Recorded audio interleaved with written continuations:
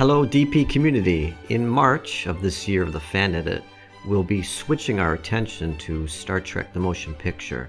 And today, I have a special behind the scenes video for you. We'll be looking at some set and filming oddities that most casual fans never notice. Moreover, I'll show you how these problems are corrected in DP's 2021 Warp Edition of the film. In other words, today's video is a production primer to next month's feature title. Now, if you're the type of fan who avoids goof spoilers because they ruin your enjoyment of classic movies, consider yourself duly warned. Look away! Look away!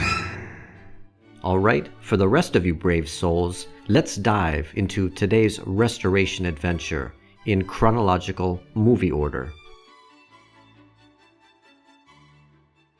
In my experience, this particular goof is rarely spotted or mentioned, but Delimited Productions helped bring it to light in 2010 during the Warp Re-Edit project. Thus, it's something that today I can fix easily. The reason it's so elusive to fans is that it occurs right at the end of the shot. Unlike normal audiences, editors have to be sensitive to what's going on visually when one shot changes to another, so it's inevitable that any competent fan editor working on the first Star Trek film would spot it. That was certainly true in my case, because before working on this film, I too never noticed this first goof when watching the movie normally. This shot features a beautiful mock-up of the airlock on the engineering hull. The shot is tight enough that director Robert Wise wanted some window detail here, and we can see they positioned an actor behind the right window and some incidental interior detail behind the left window. But during filming, the left interior moves suddenly. In fact, it appears it's some kind of board, panel, or matte painting that just falls off its support. Watch. Now, any decent film editor would have just cut this shot a few frames sooner to avoid that goof altogether. Unfortunately, it was likely ignored during the overly rushed production schedule and is now a permanent oops moment in the film. Today, repairing this mistake is something that many of you could do on a rainy afternoon. It's just a matter of motion tracking, window masking, and repositioning the interior element. Collectively, these three processes are an example of modern digital rotoscoping.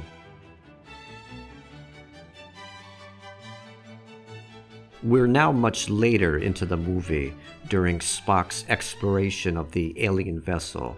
This footage is internally designated as the cheating planets shot because it is quite literally a clever visual cheat. Let me explain. First, I hope you can see that the art department only needed to prepare 4 planets for this shot.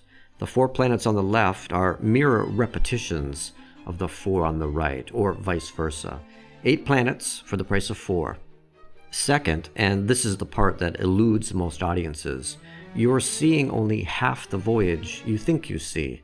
The movie runs at 24 frames per second, but this particular shot is only 12 frames per second.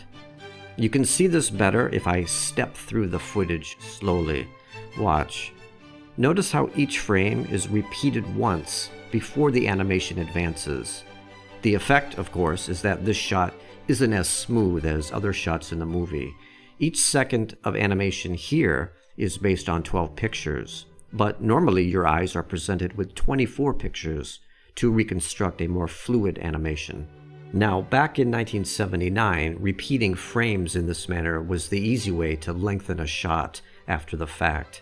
So maybe the shot was intentionally produced shorter to save time and money, or it might have been filmed as intended, but in the 11th hour, production realized they would need a longer shot. Either case wasn't a problem, as production knew they could extend the shot with some simple trickery. Jump to the 21st century, and today's home computers and editing software can quickly interpolate 2 successive pictures and construct new intermediate frames, such that the animation is always moving rather than stepping. And that's exactly what I did too, using basic frame blending and pixel interpolation. You may have noticed also that this is one of many shots in the film that suffers from excessive damage and dirt. Not only does the DP restoration present correct animation speed, but it's much cleaner and more vibrant.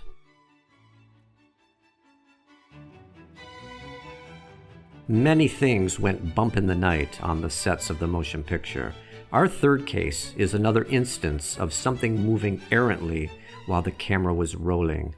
In this shot, footage of the Enterprise was composited against footage of the V'ger interior. During filming, the V'ger interior rig, or perhaps the camera, was jostled, whereas the Enterprise model was unaffected by these movements. The displacement is probably minor to the casual viewer, but it's definitely there, and perhaps more noticeable because the background plate actually rotates rather than shifts as the starship continues on a smooth, linear path. My preferred approach here is to first reconstruct a new background plate, treating this region as static artwork and this region as the animation.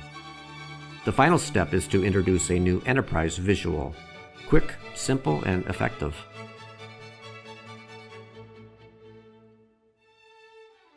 Our fourth and last case is an example of a continuity error. Seasoned fans of the movie tend to be aware of this goof because it is well documented. However, casual fans often miss it and then are stunned when it's pointed out. This is the final interior shot of the movie, and it was filmed with Spock wearing the green armband and McCoy wearing the orange armband. Honestly, I have no idea about the importance or relevance of these colors, so they are what they are. The only thing I really care about is the fact that this scene begins with the two actors wearing the opposite jackets.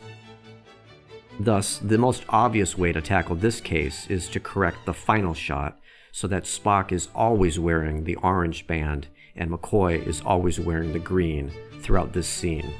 DP's 2010 edit of the motion picture was absolutely not the first TMP fan edit, but it was the first time that this particular mistake was verifiably corrected in situ.